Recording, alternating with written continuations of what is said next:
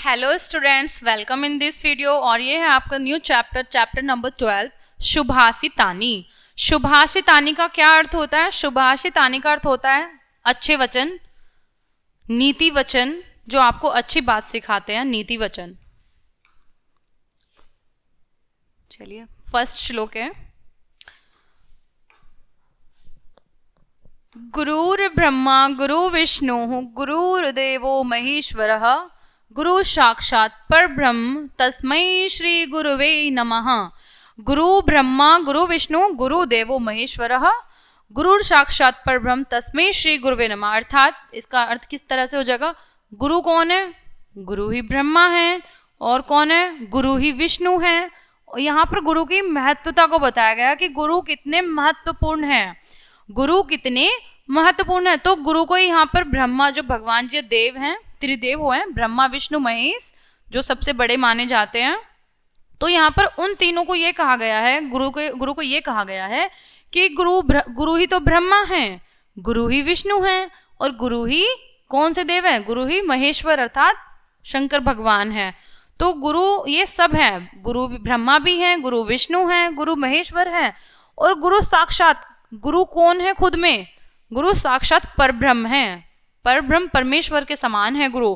तो ऐसे उन गुरु को, ऐसे उन श्री गुरु को क्या है? श्री गुरु को नमस्कार है।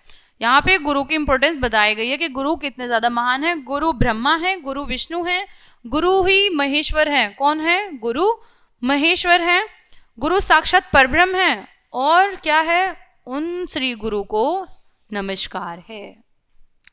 नेक्स्ट है आपका, त्वमेव माता च पिता त्वमेव बंधु च सखा त्वमेव विद्या द्रविणम त्वमेव सर्वम मम देव देव। ठीक है, सर्वम मम देव देव। त्वमेव माता च पिता त्वमेव का अर्थ क्या होता है? तुम ही। ठीक है, त्वम प्लस एव, त्वमेव, तुम ही माता हो, माता, और च का अर्थ होता है और, पिता त्वमेव, और तुम ही पिता हो, तुम ही माता हो, और तुम ही पिता हो, तुम ही माता हो, तुम ही क्या हो? त्वमेव बंधु सखा, त्वमेव बंधु होते हैं आपके भाई बंधु, आपके रिश्तेदार, आपके मित्र, भाई बंधु। तो तुम ही क्या हो? तुम ही भाई हो, बंधु अर्थात भाई, तुम ही भाई हो, सखा त्वमेव, तुम ही सखा हो अर्थात तुम ही मित्र हो, तुम ही भाई हो, तुम ही मित्र हो।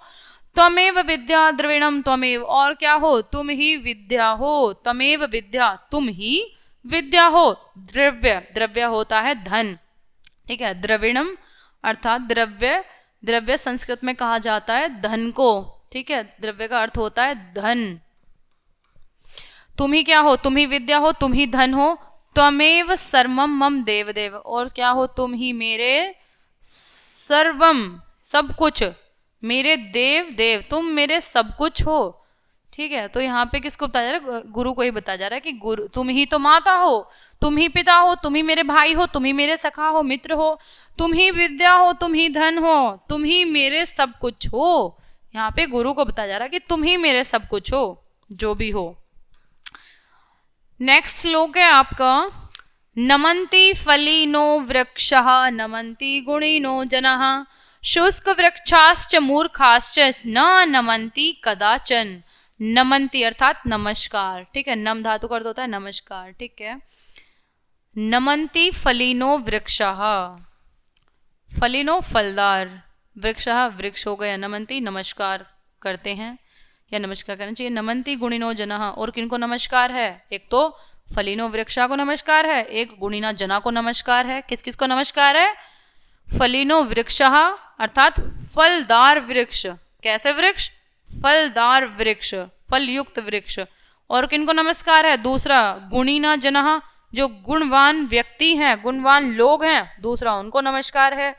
शुष्क वृक्षाश्च मूर्खाश्च न नमन्ति कदाचन, यहाँ पे कहा गया न नमन्ति कदाचन, कभी भी, कदाचन कभी भी नमस्कार नहीं है करना चाहिए, कभी भी नमस्कार नहीं है। कभी भी किसको नमस्कार नहीं है? एक तो मूर्ख को नमस्कार नहीं है कभी भी, और एक शुष्क वृक्ष को कभी भी नमस्कार नहीं है।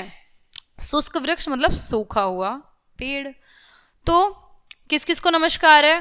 फलदार या फल युक्त वृक्ष को जैसे झुकते हैं ना, फलदार वृक्ष झुक जाते हैं, ऐसे गुणी व्यक्ति होते हैं।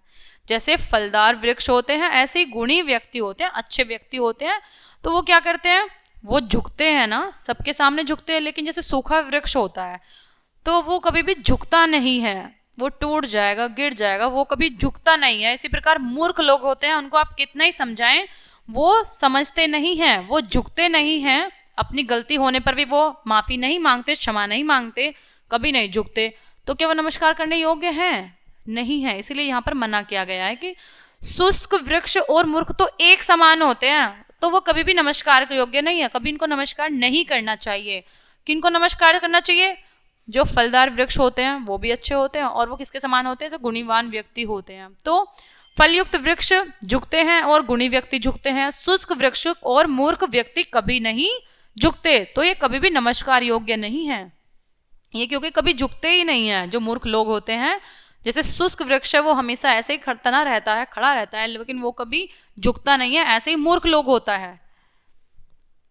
नेक्स्ट है नमामि ईश्वरं प्रातः नमामि जनकं तथा नमामि मातरं पूज्यां नमामि शिक्षकान् तथा।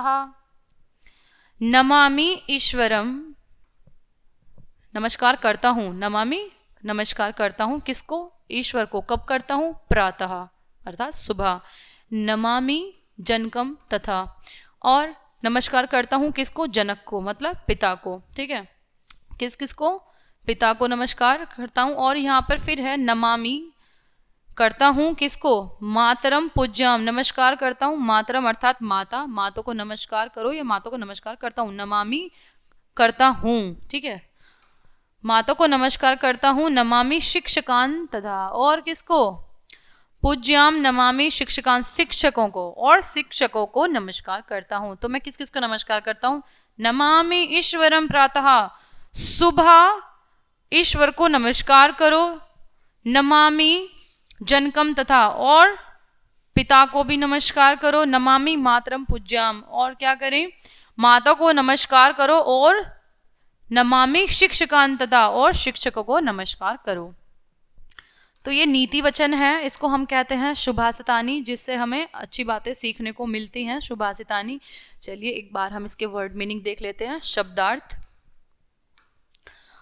त्वमेव, त्वम प्लस एव, त्वम का अर्थ होता है तुम, एव प्रत्यय का अर्थ होता है एव, ये होता है, इसका अर्थ होता है ही।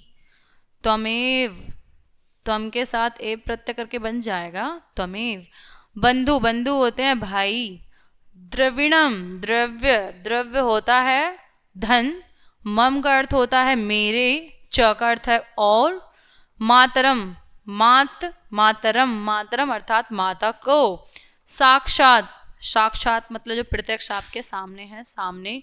परम, परम कौन है? जो हमेशा सबसे बड़ा है, सर्वश्रेष्ठ है। परम का अर्थ हो जाएगा सर्वश्रेष्ठ। वृक्ष पेड़ होता है। शुष्क सूखा हुआ, ठीक है, शुष्क क्या होता है? सूखा हुआ। सखा मित्र है। सर्वम, सर्वम का अर्थ क्या है? सर्वम सब कुछ हो, सर्वम सब कुछ। पूज्याम, पूजा करने योग्य जो होता है, पूज्याम, ठीक है, जो पूजा करने योग्य है। शिक्षकान, शिक्षकान का अर्थ क्या होता है? शिक्षक, अध्यापक। कान अन प्रत्यय के साथ हो जाएगा शिक्षकों को, मतलब अध्यापकों को। कदाचन, कदाचन का अर्थ होता है कभी नहीं, कदाचन कभी नहीं। तो जैसे वहां पे मूर्ख लोगों को कभी भी नमस्कार नहीं करना चाहिए।